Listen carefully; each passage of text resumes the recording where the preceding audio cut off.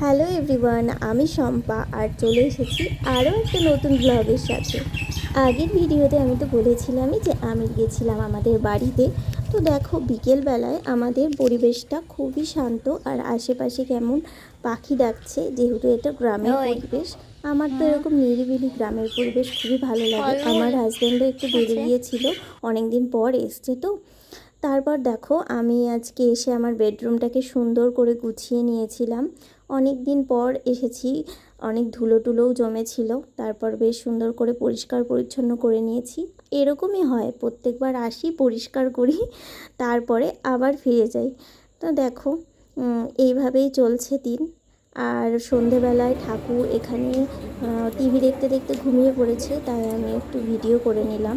আমি যেই ঠাকুর সামনে যাব, ঠাকুর ঘুম থেকে উঠে বলবে কি একটা যেন সিরিয়াল দেখছিল ঠাকুর। তো এই দেখো চোখ খুলে দিয়েছে, ঠাকুর কিন্তু ঘুমাচ্ছিল। তারপর চলে আসলাম রান্নাঘরে, যেহেতু রাতের জন্য ডিনার বানাতে হবে। তো রাতে শুধু রুটিটাই করব।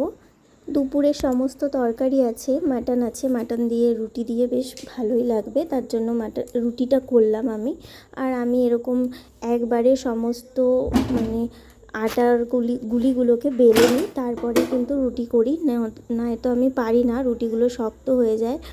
তো দেখো এইভাবেই করে নিই, একটার পর একটা সব রুটিগুলোই আমি একসাথে দিয়ে দিয়েছি, দিয়ে উল্টে পাল্টে নিচ্ছি।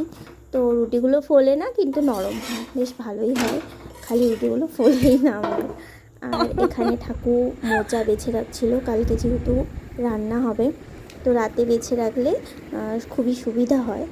তোমরা কে কে মোচা খেতে ভালোবাসো অবশ্যই কমেন্ট করে জানাও। কেমন লাগছে মোচা বাজতে? খুব ভালো। ভালো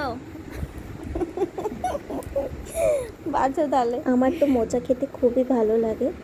আর এই যে ঠাকুর ঘুমটা দিয়ে নিয়েছে, যেহেতু ভিডিও করছি, তো ভিডিওটা কেমন লাগলো অবশ্যই কমেন্ট করে জানাও।